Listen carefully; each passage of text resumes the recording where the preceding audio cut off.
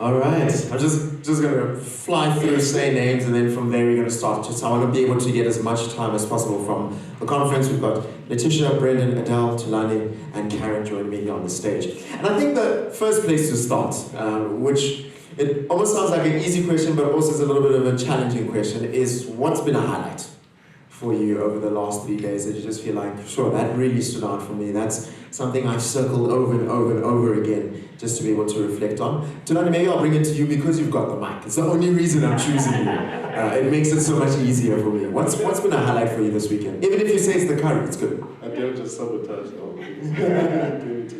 Well, I think for me, I've heard some very interesting stats, and one of the speakers mentioned, for instance, and I think it came out through Brendan this morning as well, the whole idea of being wise serpents and also presenting the gospel, but also being wise, because the world is, in my view, becoming a little bit more tricky and hostile for us as broadcasters. And we want to remain relevant.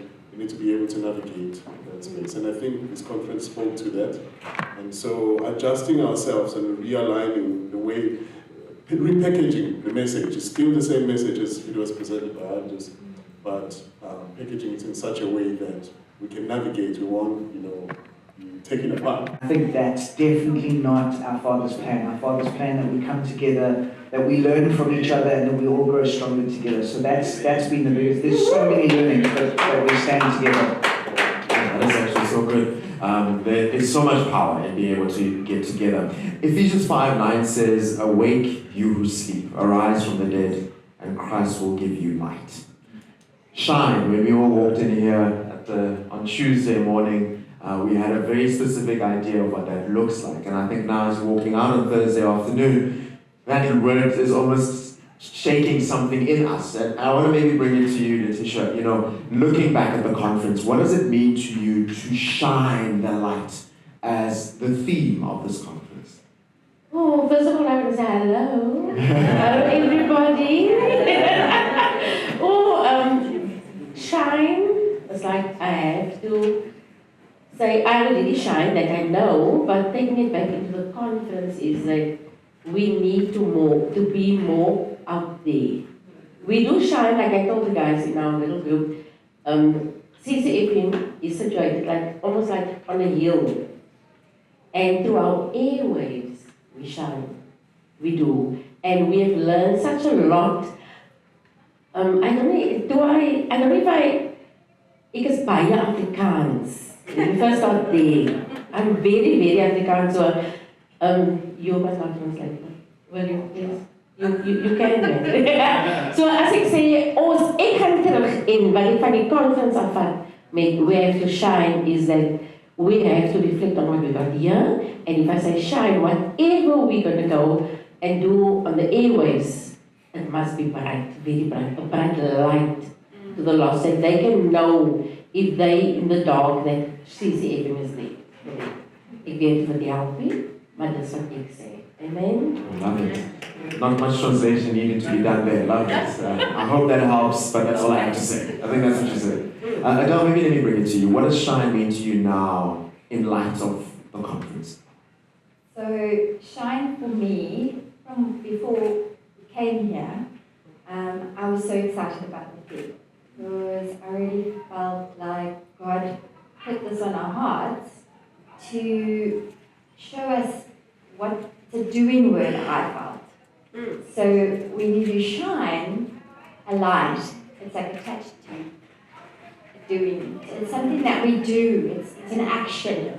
And shining and to shine, it's a doing word for me. And so what I have taken from before the conference, and now if I think after the conference, it for me is the same. It's that we need to do. It's an action. And we need to be the light. We need to shine. We need to resonate. We need to be radiant.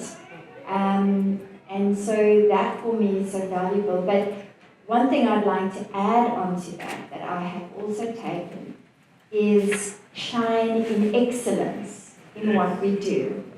And I want to encourage you that in what you take home from here, shine in excellence in every single thing you do. And use the tools that, because that's what I felt, is that we've got so many tools now from this, so that we can do that, so that we can shine, but shine with excellence. The tool of decluttering, oh, I love that, because we tend to clutter our lives with so many things. So we need to declutter, we need to take some of those tools that we learned here to shine with excellence. And yeah, it's been such a revelation to me. I think there's so many different ways that I think we were encouraged through the conference of what are some of the things that help us to shine well. One of the ways, we can just one of the ways that we, through the different sessions, we've been forced to, or well, encouraged rather, to see things differently is the session with Africa on Tuesday. He was talking about eliminating identity, and he highlighted the importance of leaning back to the Creator for guidance and not looking towards culture. And I think about that and it's like, sure, that sounds good, but maybe in a more practical way is, what are some of the things that we can do going back to create a space in our organizations and the different places that we work in to create a pocket to lean back to the Creator and not allow to be influenced by society? How can we, because it's one thing for us to walk from here and feel like, yeah, that sounds like a good thing to do. But what do we do in the organizations, in our media spaces, to create that for our team? That they have a culture that says, hey, we here first lean to the Creator and not so much into culture. I'll bring it to you, Ken.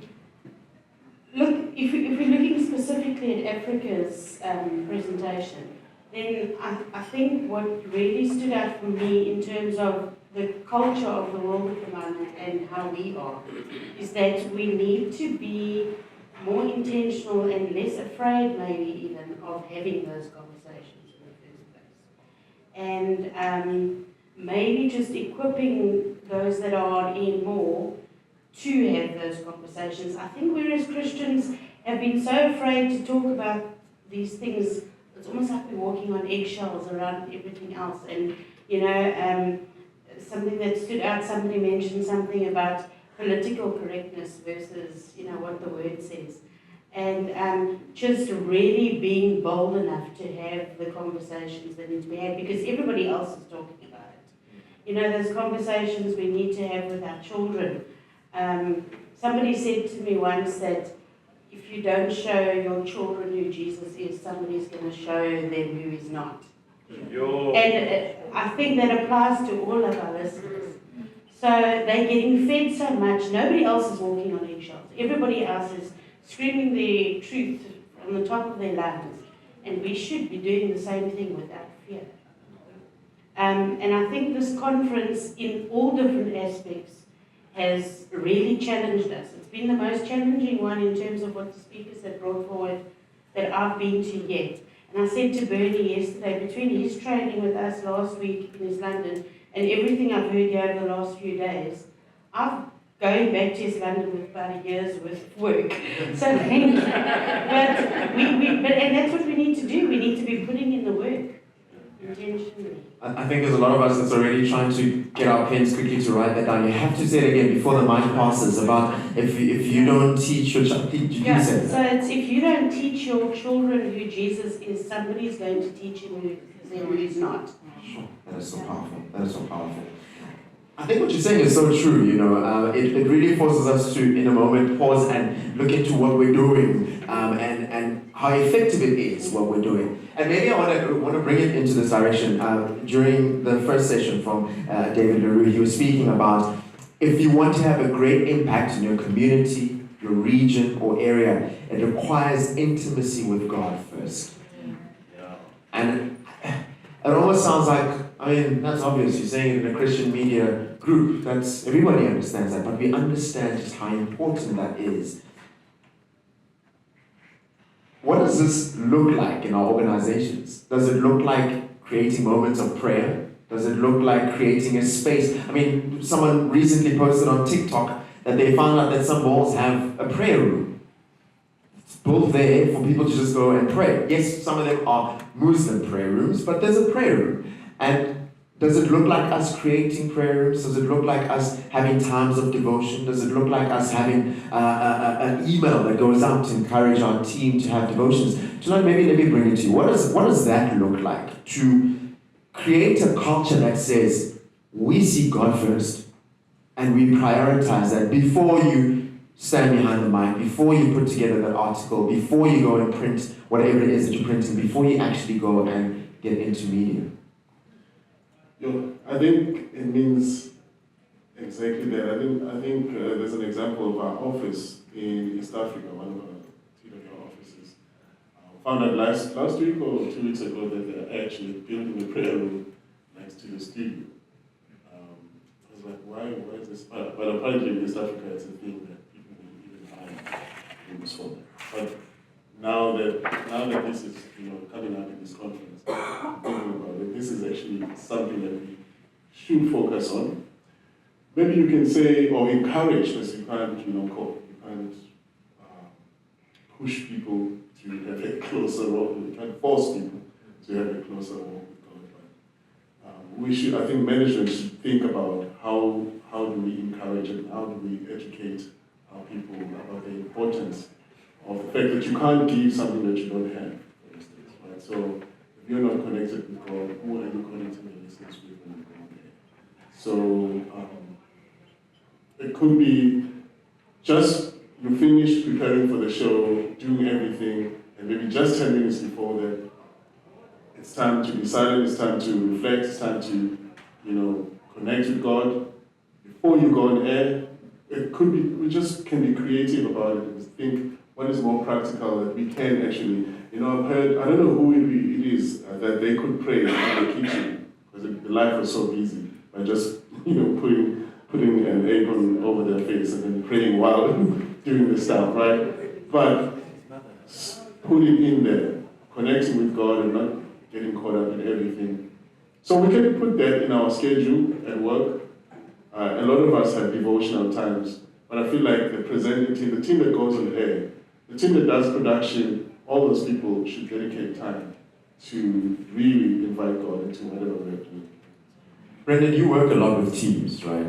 You have a team of people that you work with, and you're constantly growing and developing. During devotions yesterday, the gentleman was speaking about the different taps. There's an open tap and closed tap, and speaking about how sometimes you need to clear out some of the things that's in the tap that's keeping it from flowing. I can already see that in my own life, kind of going, okay, I need to declutter some things in my own life because there's some taps that's not flowing. But I think a lot of us here are thinking about our different organizations where there's taps that's just not flowing. How do we leave here and do the work of finding out, okay, where is it stuck? And be able to start the work of decluttering that tap in order for it to flow. So I think one set of eyes is good, but many sets of eyes are better. And so I think when it comes to decluttering, you've got to be able to do two things. One is step away, and that's difficult when you're in the business and you're doing the things that need to be done. And we've taken 3 days off, and we're going to get back, and there's going to be a mountain of emails and a long to-do list. And then it's easy to step back into that and almost forget some of the good teachings we've learned today. So I think it would be to set aside some time, a group of people who have different perspectives, different experiences, to take a step back and prayerfully consider what is happening in the business. And then for you as an individual, I think do the exact same thing. In the quiet time, step away and say, God, just reveal anything that is an obstruction to you doing what you need to do.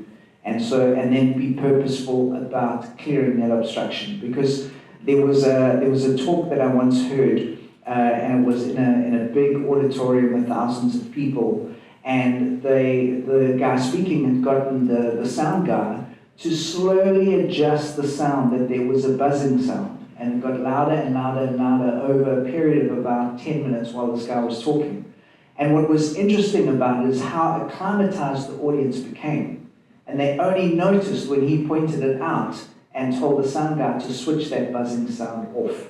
And so I think when we step into our own lives and into our businesses, we get used to certain things. And so that's why it's a good idea to take a step out and ask God to reveal what needs to be removed. I'm gonna turn it back to you, Brendan, and ask this question. What happens then, and I'm very fortunate to not be sitting in the position that I'm about to describe right now.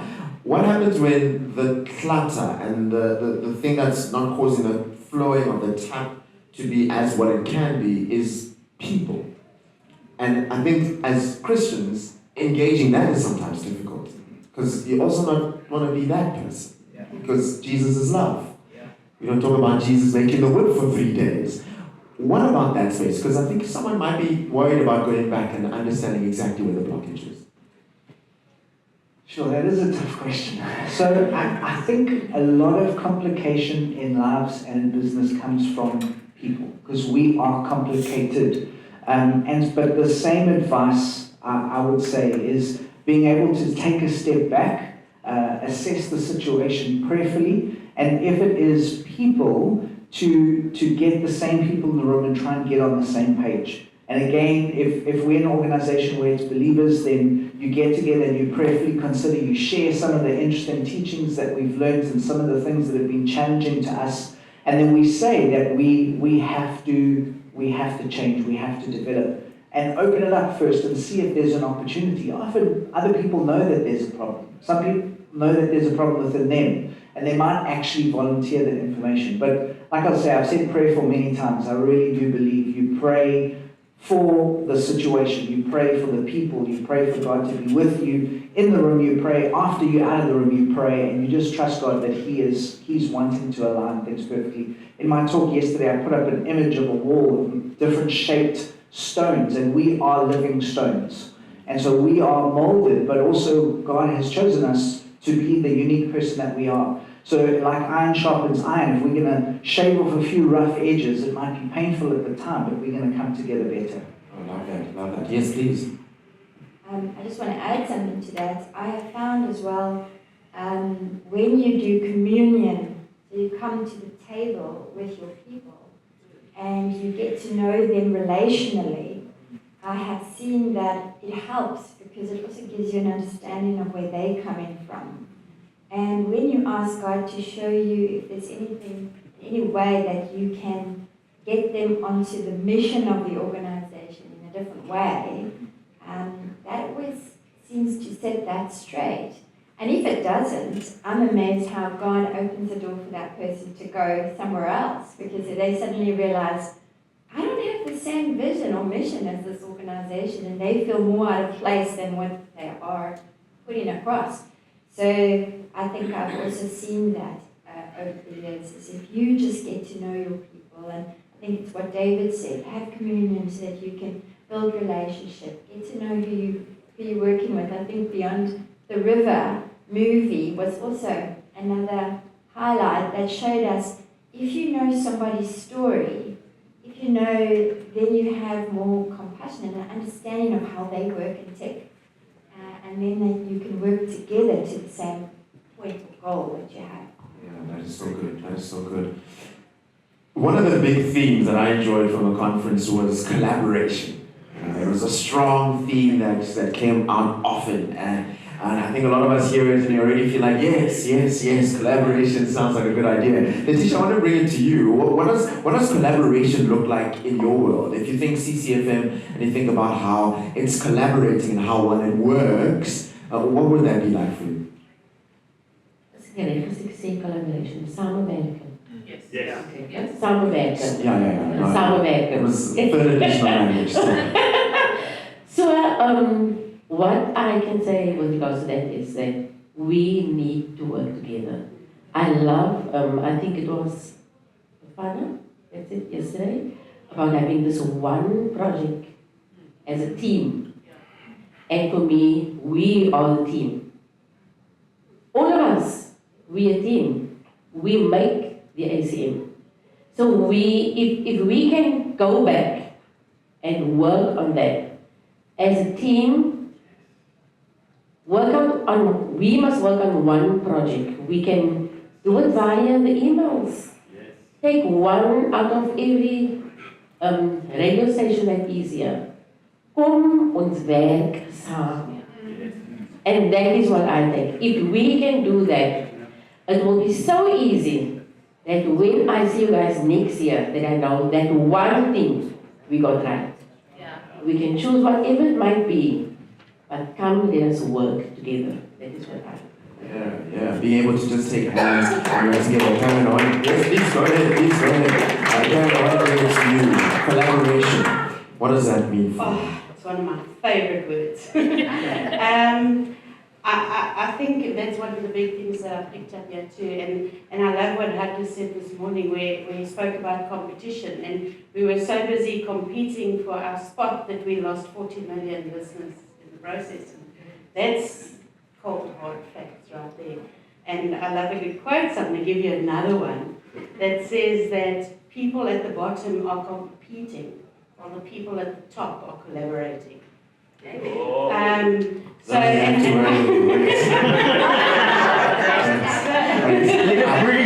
a person who's been writing notes physically, I need a little bit of a moment. Yeah, those at Okay, the bottom. so you have to say it one more time. Those at the bottom are competing, and the people at the top are collaborating. And I love the idea as well. Then I think the hub is going to work that the ACM is putting together for this is going to work quite nicely. And I encourage all of us to contribute to that so that we can share those resources and, with each other. Whether it's in terms of knowledge or something that we figured out along the way. Tanya's just left, but we work quite nicely with Kingfisher and PE. We're not that close together, guys. It's about 3.5 hours drive away, so just so you all know. But, if there's an issue with an ICASA thing or an MDDA thing, Titch and Tanya speak to each other a lot, helping each other there. I'm taking you up on your offer and getting some info from you.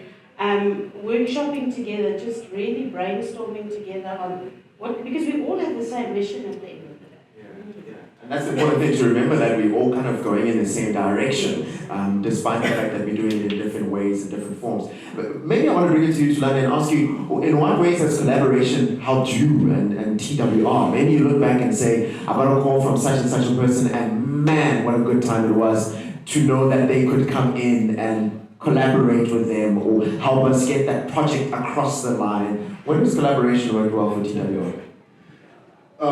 I think to bring it to TWR, because of the type of an organization that we are, it's a bit difficult because a lot of people work locally, kind of all over. But what I would like to see more is, for instance, with this collaboration, and I think I've often said this to some colleagues here at the ACM, is, for instance, if you want to sit down with President Ramaphosa, but you are Good News Committee Radio. He doesn't know you. The people maybe a provincial may have heard about you, or but they don't know you. So you won't have the strength to make him sit down and talk to you. But if you say, we are ACM, and we have this number, together number of ACM, of listeners. This is how much listenership we have. And we'd love to sit down and talk to the President regarding his State of the Nation address. And that is put on the hub, because it's going to really be used by ACM, but it started with just one radio station of member of the ACM. They wanted to sit down. I think that's going to give us a lot of gravitas whenever we want to speak. And this is going to help us have an impact, because one of the things that we want to, as part of Shining, is we want to counter what the secular media is doing, not to counter, but to bring the Christian light into the light that we have into the news space, for instance. That's just one aspect of it. But this could be anything, could be anybody in whatever field. Could be some controversial person that is pushing a certain agenda, but we want to hold them accountable with our journalism. But if we work together, so I think the hub is going to help us with things like that. If you've got the interview, that's going to bring some clarity on an issue that is confusing believers. I remember when Dan Brown's book came out.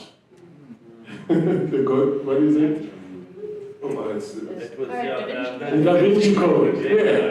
Yeah. I was still in Good News at the time. And we worked in the studio to come up with content, because we know this is what is going through people's minds. There's a movie that had just come out and all that, and people are buying the book. It's like, okay, this is an attack. We need to bring clarity, because it was speaking specifically about characters in the Bible, and you know, a lot of falsehood was going on. So imagine now we are doing that together as ACM. Say Tigerbird is not the expert, is in Cape Town, and they sit down with the expert who's going to do proper apologetics to clarify a certain issue, especially these days with the confusion around identity and all that. Somebody sits down in Africa, we all access it and access that information in the hub.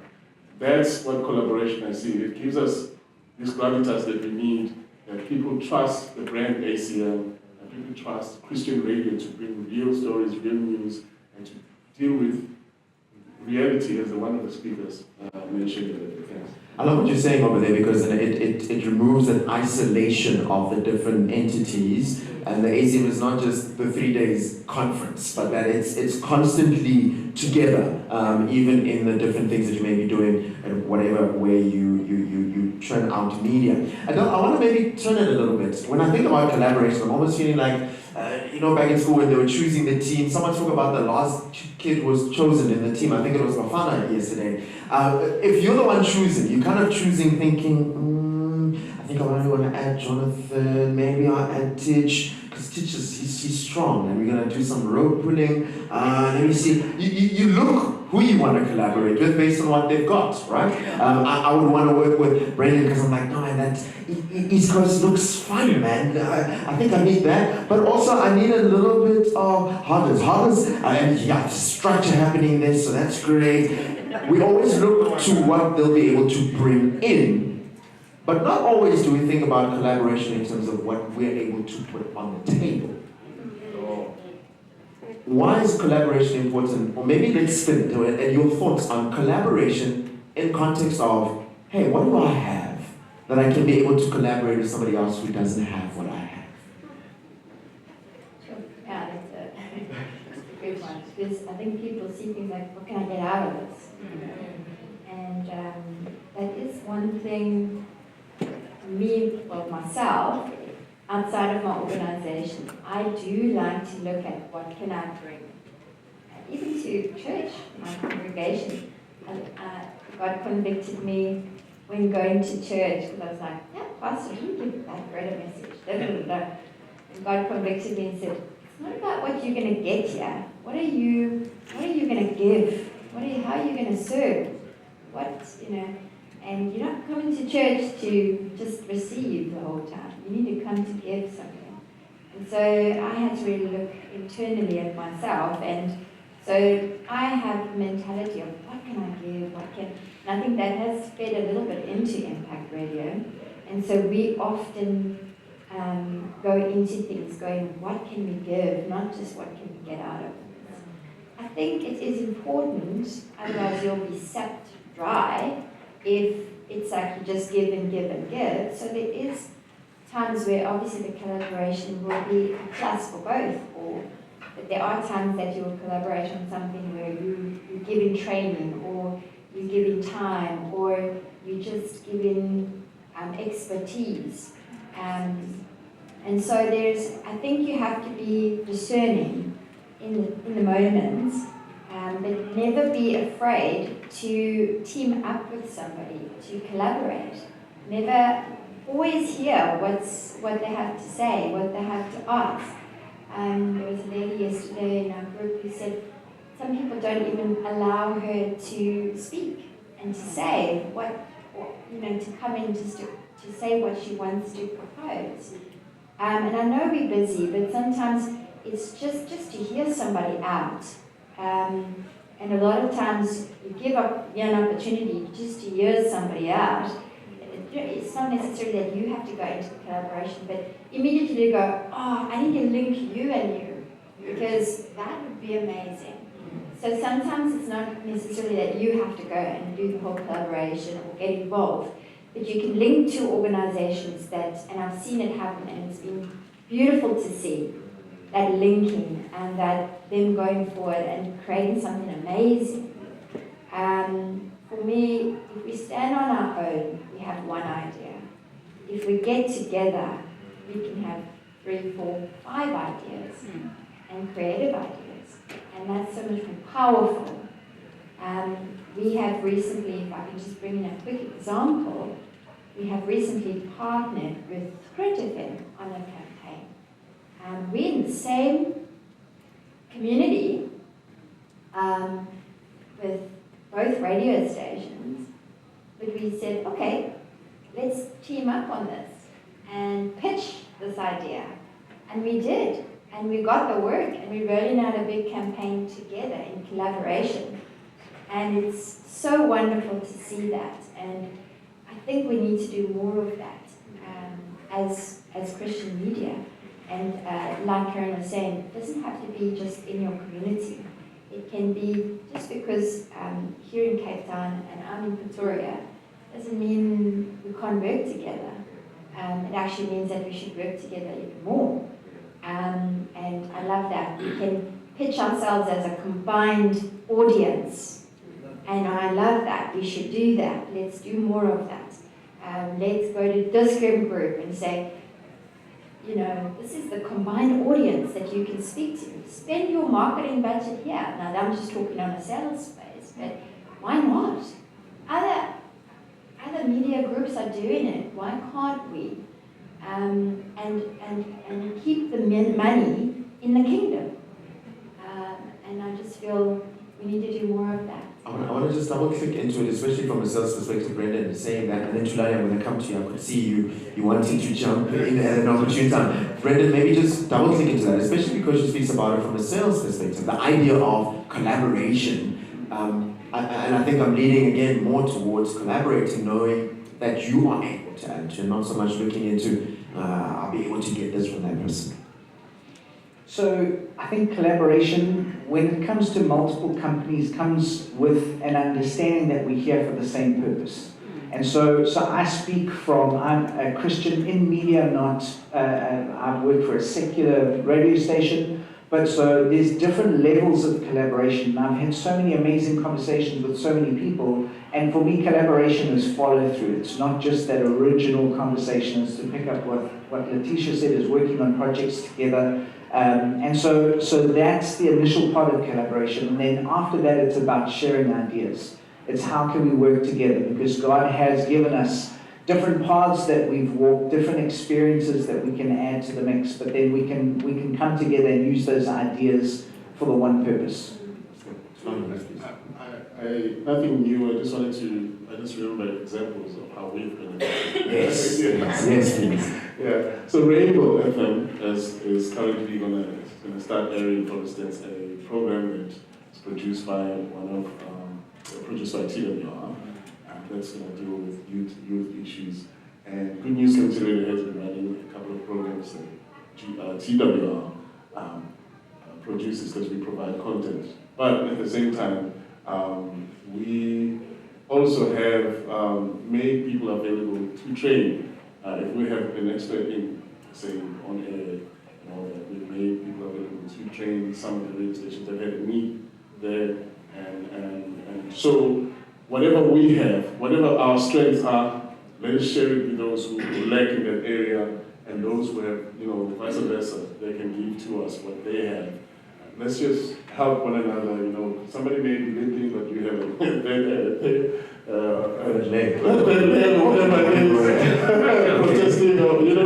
just lend into somebody else, so that as a whole, as ACM, as Christian media, we are stronger.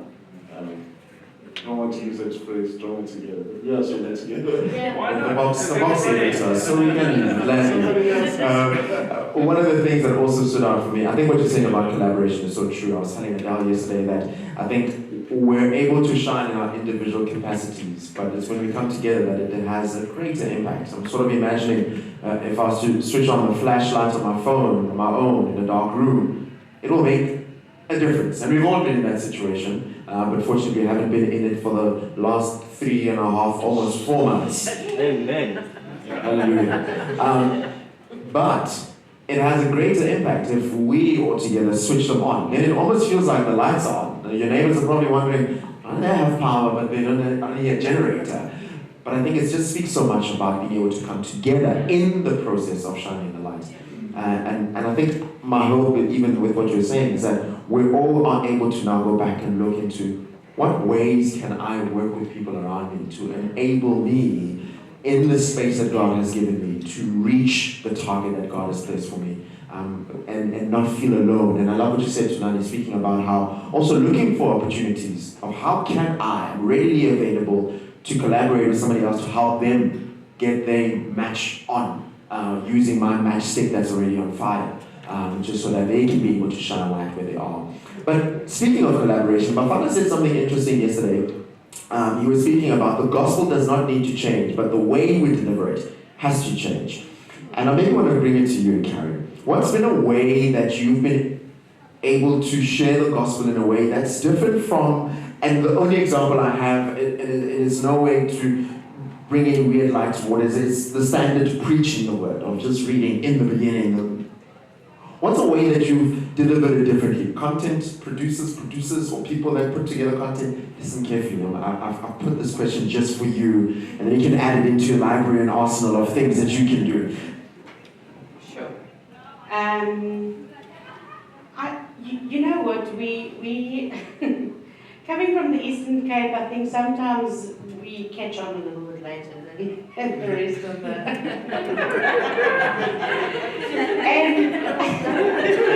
and I will not say anything. As tempting as it is. I think, I don't think the rest of you live in the bigger metros must ever take for granted the fact that you have access to so much more. Whether it's in terms of training or having the people that you're having meetings with, the people that you are able to collaborate with. Whereas if we had to try and make use of the same opportunities and get to every training and get to every meeting or every networking event, it would cost us 6 times as much. It's not just a case of, driving for an hour or whatever to a meeting, and so we struggle along sometimes. So that's why collaboration to me is so important in this. It's crucial, actually, because you might go to that meeting and I might phone you and say, I wish I was there, and having somebody, or, that have that's what excites me. And so I think just embrace, not really sharing it in a different way, but just embracing the changes in the technology. We've gone onto Facebook Lives. The team has been nagging for a while about starting a TikTok account, and we've, and I think just being open to that change and seeing it as an opportunity rather than an obstacle. And this is something we really need to dig into. So I think in terms of sharing it a different way, what amazes me about our station, and I'm sure this resonates through most of them, if I look at the staff and the presenters that we have, every single one of them has come to Link FM in some sort of unique and bizarre way that can only have God behind it. So they've all got this amazing testimony, this amazing God story. People, they sit there in that chair and they go, I can't actually believe that I'm here. Like, I don't know, how did I get here? Me as well.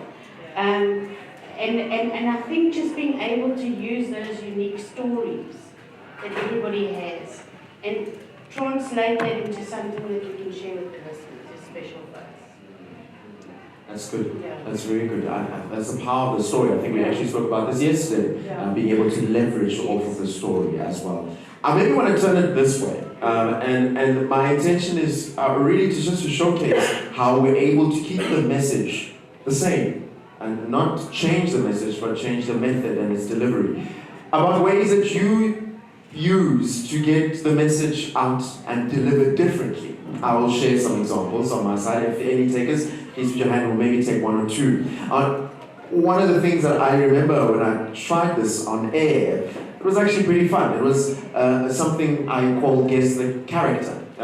So I would have a specific Bible character in my mind, and the listeners would have to guess who it is by asking questions I can only answer yes or no to.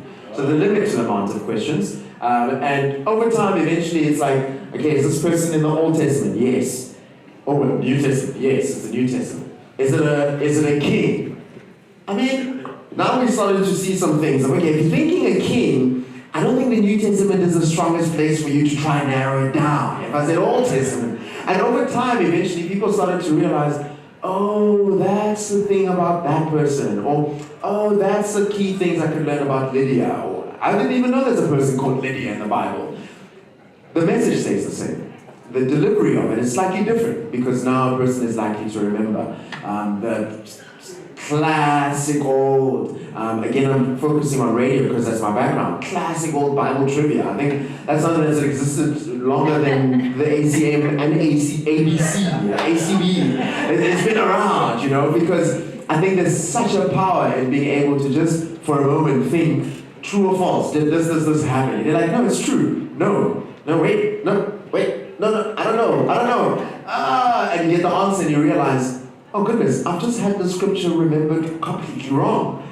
But the message stays the same. The delivery is a little bit different from in the beginning was. So maybe some takers, I'll take two at most, a way that you share the message, but the delivery is a little bit different. Yeah, come on. So we've had a new lineup in our breakfast show. We called the Real Breakfast. And this is something completely different, which we haven't tried in Christian radio forever.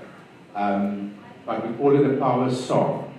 So the message stays the same, but the delivery is totally different. So that's why I'm emphasizing it. So we use any song, or power song, which is inspirational, which is positive, which will uplift you. So it's not a gospel song or Christian song, but the message behind it is still a positive, inspiring one. So the team will have a theme for the day. Say, for instance, a song that starts with R, and it will be something like Raw by Katy Perry, and it's a song about stand your ground. That's what it says. You have the power inside to roar, make a difference.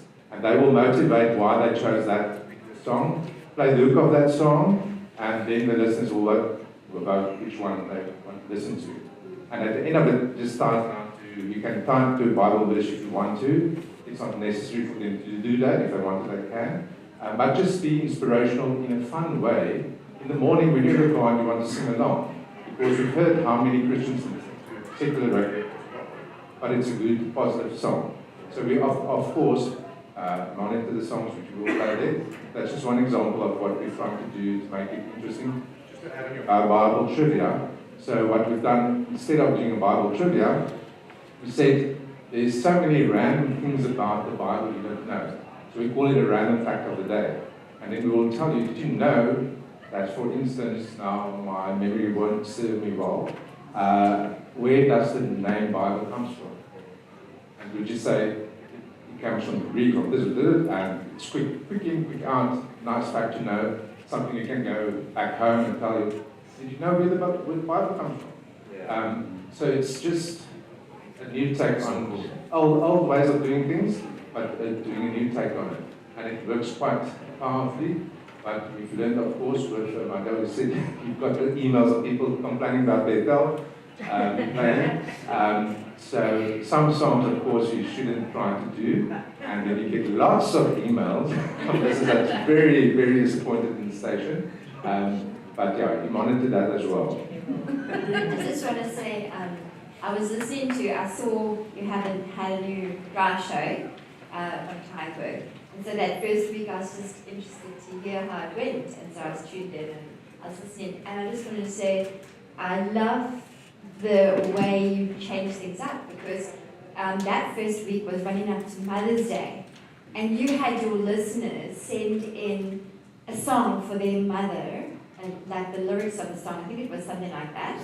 And then your team produced the song and played it. So there was a listener wrote a song to their mother, and then they actually produced it and played that song on air. And it sounded amazing, and it was so well done and so entertaining, and it had so much heart. I thought, this is brilliant. This is delivering the same message, but in a really creative way. So well done on that. And call us when you get to the letter like Q and say, I'd love to listen. I'd love to listen. There was a hand. Yes, you had a hand up over there.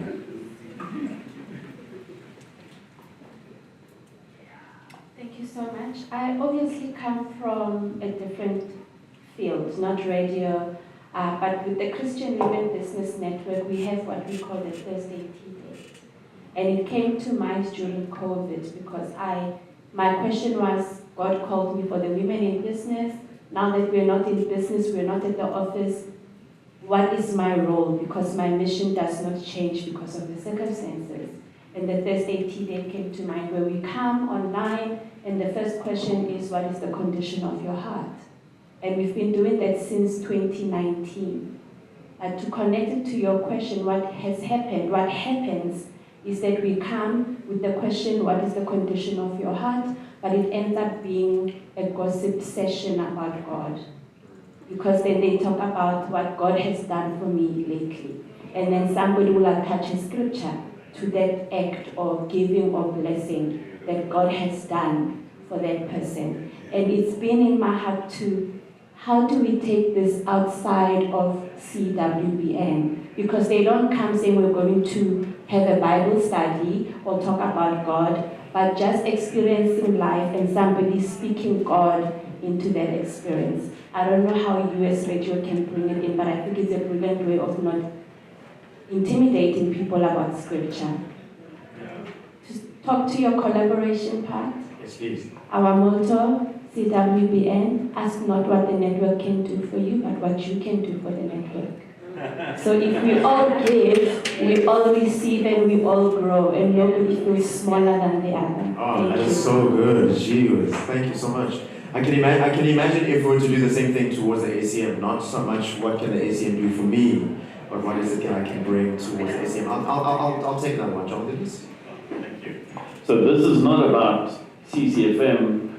This is something that really blew me away. So we had an interview with drug addicts on CCFM, and because of that, a lady who runs a business, a Christian business kind of, actually no, it's not a Christian business thing, it's a women's thing. Gotta get my facts straight here. She was having an event that Saturday, so she reached out to me and said, can you connect me with the lady who shared her testimony? We'd love to invite her to this women's event on the Saturday. And this is the main point. At that event, they allowed space for a God incident. Not a coincidence, a God incident. What they do, and this is the thing that I think ladies can do better than guys, because we'll mess it up. They have what they call a love bath. I was like, what's that? Literally, your name goes into a bowl or a hat, and they draw out the name, and then that lady stands in front or sits in front, and everybody else says something positive about her. God incident, she got chosen. She was blessed out of her socks. Oh, that's amazing. That's amazing. Yes. I think one of the things, I'm going to squeeze it in quickly, and then I'm going to wrap it up in a moment. Let's just take this one from Tess. At least something from Kenya. So I worked a lot in Christian media, and then God put me in a secular space, and I didn't know how to minister to unbelievers. And so I just came up with this idea where, of course, there's usually the verse of the day, the scripture of the day, but it's God's word. It has to be new and fresh. And so because these people are literally not going to church, they don't know the Bible, I thought we could just read the Bible in different languages, because language is amazing. And so I introduced this part where we read the scripture in different versions, but then there's this version because the secular people love reggae music.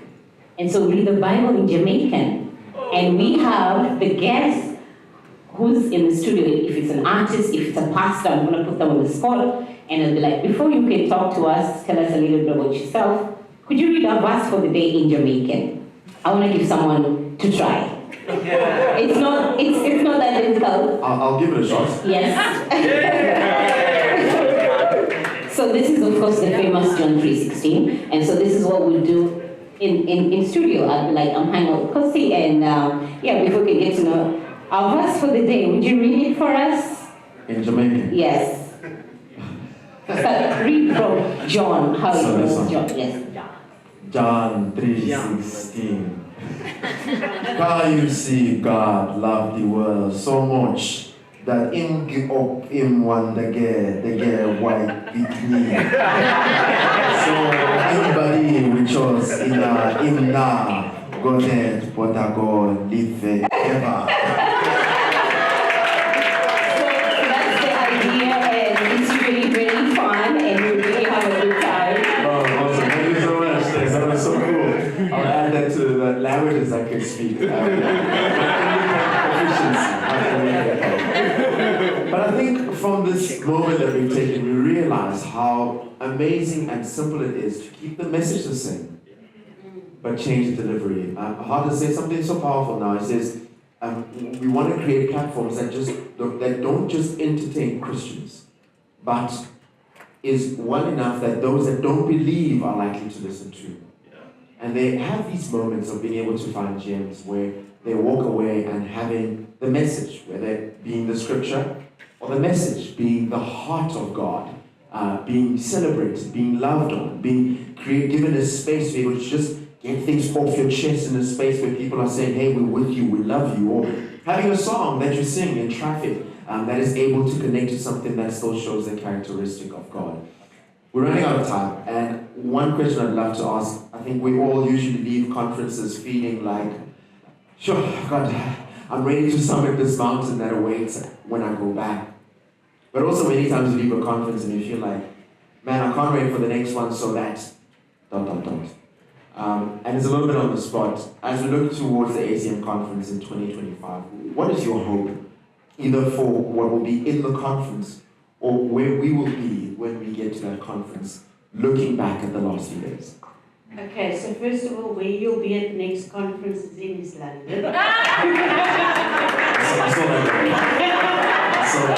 We are going to have the next Natalie ACM conference in this UK, Finland. Thank you. We will show you guys how it's done. But I think yes, I'm exhausted already, because I think the last week has given us a lot of food for thought and a lot of, we know that there's some work to be done. But it's also exciting because we know what it's for, we know what the end goal is. And I think it was David who said something about, can we just forget about everything else and focus on winning the souls? And as much as all of this is work that we need to go and do, if we remember always why we're doing it, that will be exciting. And how awesome when we're all standing on that stage somewhere in East London next year and, and we're giving these amazing testimonies about the work that we've put in over the last 12 months, about what we learned at this conference, and that we're ready for the 12 months ahead from there. That's so good, that's so good. Learning from you. I think something similar to her last point. East London. Yeah, not going to comment on that. Because I'm in the board, so it's like... okay, yeah. Let's shy over, let's shy over.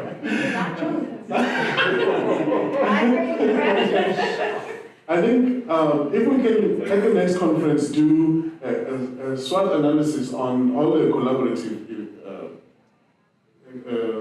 projects that we've done and say, oh, we can do this better. In other words, we have a list of all the work that we've done together as the ACM, maybe in campaigns, looking back at the campaigns that we've done as the ACM to have an impact in South Africa.